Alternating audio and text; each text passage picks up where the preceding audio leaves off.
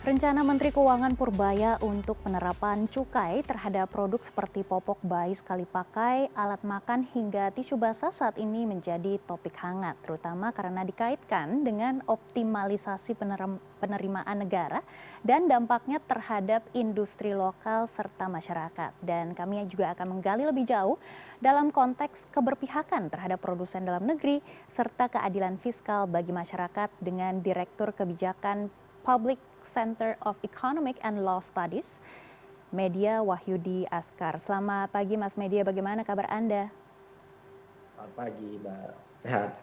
Baik, salam sehat Mas Media. Bagaimana Anda melihat peluang penerapan cukai ini sebagai langkah strategis untuk mendorong tumbuhnya industri lokal yang lebih ramah lingkungan dan mandiri?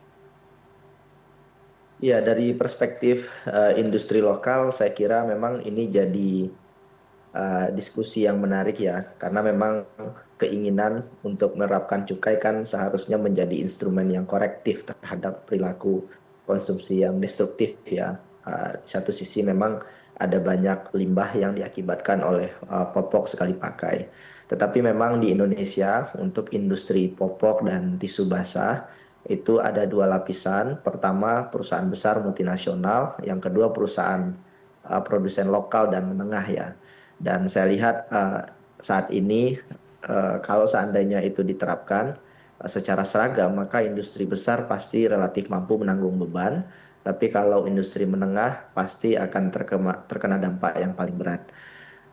Di sisi lain, saya kira yang paling penting terkait dengan cukai uh, popok dan tisu basah ini adalah sifatnya itu regresif. Artinya dampak terhadap masyarakat berpendapatan rendah itu lebih besar.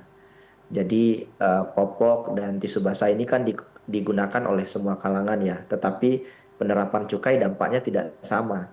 Kalau seandainya 10-15% saja akibat cukai ya terjadi peningkatan harga, maka satu bulan itu paling tidak ada penambahan konsumsi rumah tangga bisa sampai 100 sampai 150 ribu per bulan untuk mereka yang punya bayi. Dan ini sangat besar sekali untuk masyarakat kelas bawah, terutama mereka yang masih baru memulai bahtera rumah tangga, baru menikah dan punya anak, dan mereka tentu saja punya tantangan-tantangan finansial yang tidak mudah. Jadi selisih harga 50-100 ribu per bulan, bahkan bisa sampai 150 ribu per bulan, itu jelas besar untuk masyarakat menengah ke bawah. Satu lagi yang juga penting untuk diingat adalah karena ini memang masih diskusi ya, tapi harus dipertimbangkan dengan hati-hati karena kebijakan cukai ini untuk popok dan tisu basah ini berimplikasi pada beban perawatan anak dan lansia juga. Dan ini sangat bias gender karena yang bergantung pada komoditas ini sebagian besar adalah perempuan. Dan kalau seandainya kemudian ini dinaikkan, maka yang terdampak paling utama adalah perempuan. Dari studi-studi yang saya lakukan ketika terjadi peningkatan PPN misalkan, termasuk juga komoditas-komoditas pangan, yang pertama berkorban itu adalah ibu yang kemudian bahkan mengurangi konsumsi untuk kesehatan mereka, untuk kesejahteraan mereka, semata hanya untuk memenuhi kebutuhan anak atau mungkin bahkan merawat orang tua mereka. Jadi kebijakan ini juga punya bias gender yang tersembunyi ya kalau tidak dipertimbangkan dengan hati-hati. Dan menurut saya pada prinsipnya adalah penerapan cukai boleh-boleh saja, tapi jangan kemudian regresif atau malah membebani rumah tangga miskin. Dan menurut saya juga potensi beban terhadap masyarakat bawah ini harus jadi pertimbangan utama. Di Baik, luar itu saya kira ya. baik Mas Media. Kami juga ingin mengetahui apa sebenarnya landasan utama dari rencana Purbaya untuk mengkaji cukai pokok hingga tisu basah ini. Ya, yang pasti kendala utama pemerintah hari ini adalah fiskal kita terbatas. Uh, Pak Presiden punya ambisi yang bombastis, tapi keuangan negara tidak mencukupi. Rasio pajak kita terus mengalami pengurangan yang signifikan, tidak naik selama beberapa tahun terakhir. Artinya pemerintah mencari jalan apapun itu untuk menambah penerimaan negara yang baru. Dan popok bayi dan tisu basah dianggap sebagai salah satu potensi karena sifatnya dikaitkan dengan degradasi lingkungan, salah satunya alasannya. Tetapi lagi-lagi saya melihat andai pemerintah atau dalam hal ini Kementerian Keuangan punya 10 opsi hari ini, maka pilihlah opsi yang paling tidak merugikan masyarakat bawah. Artinya, penerapan cukai untuk popok bayi dan tisu basah ini bisa jadi pilihan terakhir. Ada banyak alternatif penerimaan pajak lain yang jauh lebih progresif. Saya beri contoh misalkan dari studi yang kami lakukan, kita bahkan bisa mendorong pajak tambahan dari pajak kekayaan, pajak karbon, pajak penghilangan keanekaragaman hayati, pajak kepemilikan rumah ketiga, termasuk juga pajak dari minuman berpemanis. Dan dari beberapa item pajak tersebut kalau di total itu bisa 524 triliun per tahun. Dan ini sifatnya progresif, yang dikenakan pajak ini adalah masyarakat kelas atas, jadi tidak memukul masyarakat kelas bawah. Jadi karena ini masih dalam tahap diskusi, saya berharap pemerintah bisa lebih hati-hati ya. Karena sekarang indeks keyakinan konsumen kita juga tidak tumbuh signifikan. Artinya keluarga kelas menengah juga saat ini terbebani secara finansial, dan ketika terjadi shock dalam harga kebutuhan hari-hari mereka itu sangat signifikan. Dan menurut saya dari pengalaman saya dan pengalaman juga masyarakat yang punya anak, ketika anak baru lahir, pengeluaran itu jauh lebih besar dibandingkan bulan-bulan sebelumnya. Jadi ketika harga popok naik, itu dampaknya itu sangat-sangat signifikan untuk keuangan keluarga, begitu, Mbak. Baik Mas Media, kami juga tadi juga mendapatkan informasi dan juga membaca PMK ini sebenarnya yang pertama adalah popok sekali pakai dan juga tisu basah ini tidak ramah lingkungan begitu ya. Dan kedua, mungkin ini juga ingin melindungi industri lokal. Jika kita baca secara keseluruhan, bagaimana Anda membaca PMK ini? Apakah ini juga akan membantu keluarga-keluarga yang merasa terbebani? Tadi Anda menyebut angkanya adalah 100.000 hingga 150.000 per bulan. Apakah mereka juga akan mencoba mencari alternatif produk lokal yang lebih tidak membebani mereka dan juga ramah lingkungan? Iya, masalahnya khusus untuk popok dan tisu basah ini, substitusi lainnya juga nggak banyak, gitu ya. Jadi pengenaan cukai ini belum tentu mengubah perilaku masyarakat, karena juga tidak tersedia opsi-opsi lainnya begitu. Jadi cukai ini relatif tidak begitu efektif menurut saya untuk merubah perilaku masyarakat.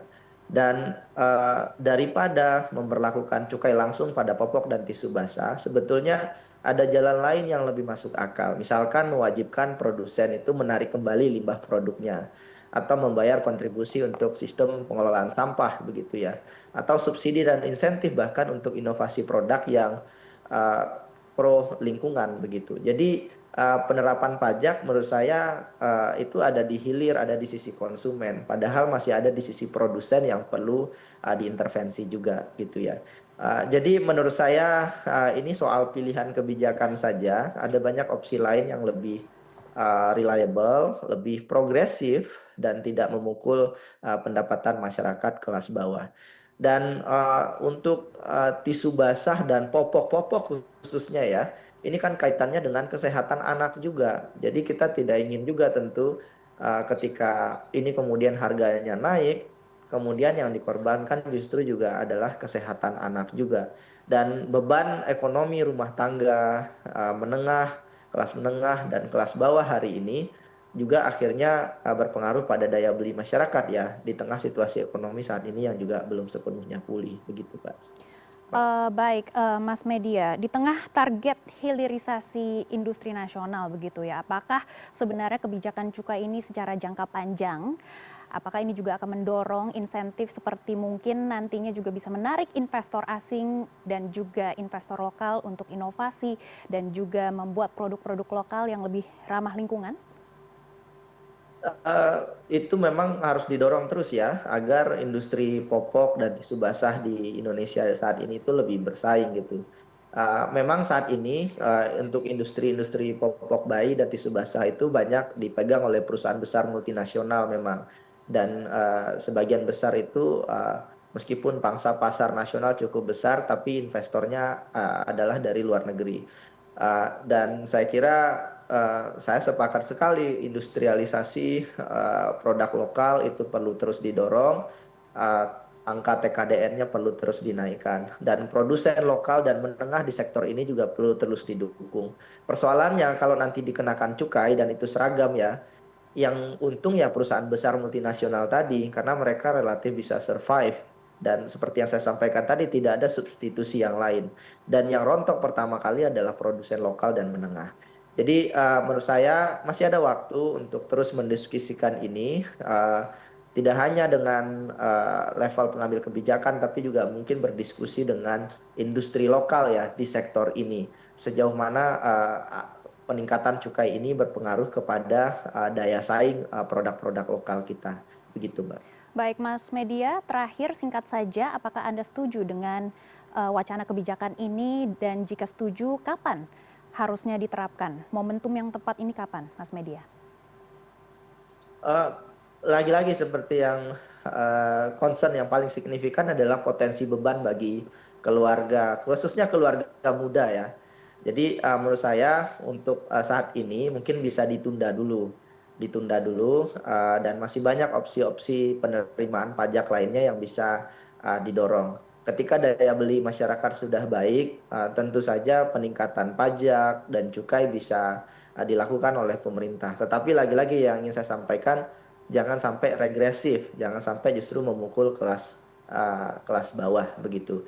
Jadi fokus pada penerimaan pajak lain yang lebih besar bahkan jumlahnya progresif, dan minimalisir uh, potensi pajak yang tidak punya substitusi lainnya ya, seperti uh, popok dan tisu basah ini kan relatif sulit untuk mencari substitusi lainnya. Begitu Mbak, saya kira setidaknya untuk 1-2 tahun, 3 tahun ke depan mungkin bisa ditunda dulu melihat daya Baik, beli jadi masyarakat. timeline-nya ini 2 hingga 3 tahun ke depan masih harus ditunda dulu karena memang masih belum ada industri yang bisa membantu untuk substitusi. Terima kasih Mas Media, kami akan terus memantau bagaimana perkembangan dan juga dampak dari PMK ini.